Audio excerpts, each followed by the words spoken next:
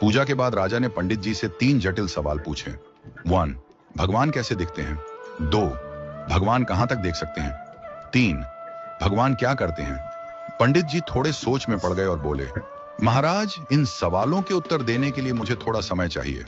राजा ने उन्हें 1 महीने का समय दिया। पंडित जी घर लौट आए, लेकिन कई दिनों तक उत्तर नहीं सूझा।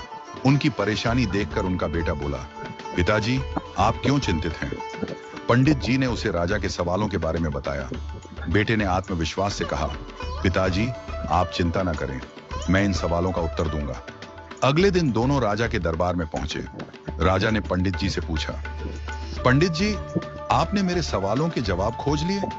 पंडित जी ने कहा, महाराज, मेरे बेटे ने इन सवालों के उत्तर देने का जिम्मा लिया है। राजा ने पूछा, तो बताओ, पहला सवाल, भगवान कैसे दिखते हैं?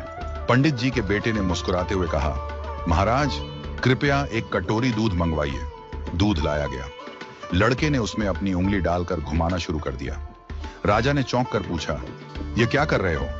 लड़के ने शांत स्वर में कहा, महाराज, क्या आपको इस दूध में मक्खन दिख रहा है?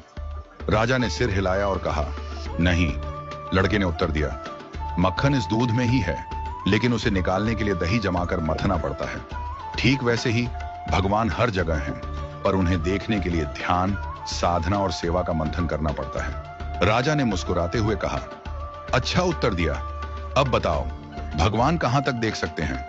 पंडित जी के बेटे ने कहा, महाराज, कृपया एक दिया मंगवाइए और उसे जलाइए।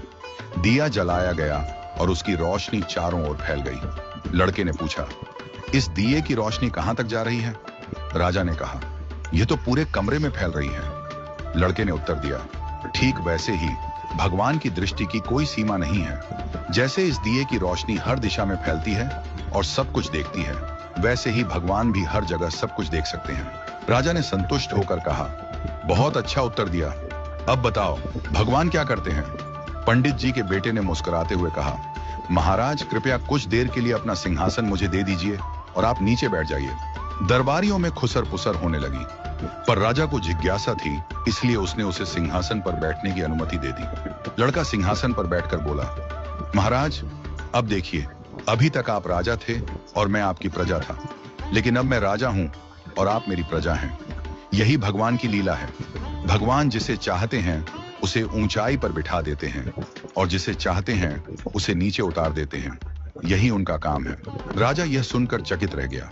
उसने पंडित जी और उनके बेटे की चतुराई की सराहना की और उन्हें ढेरों उपहार दिए। राजा ने कहा, आज तुमने मुझे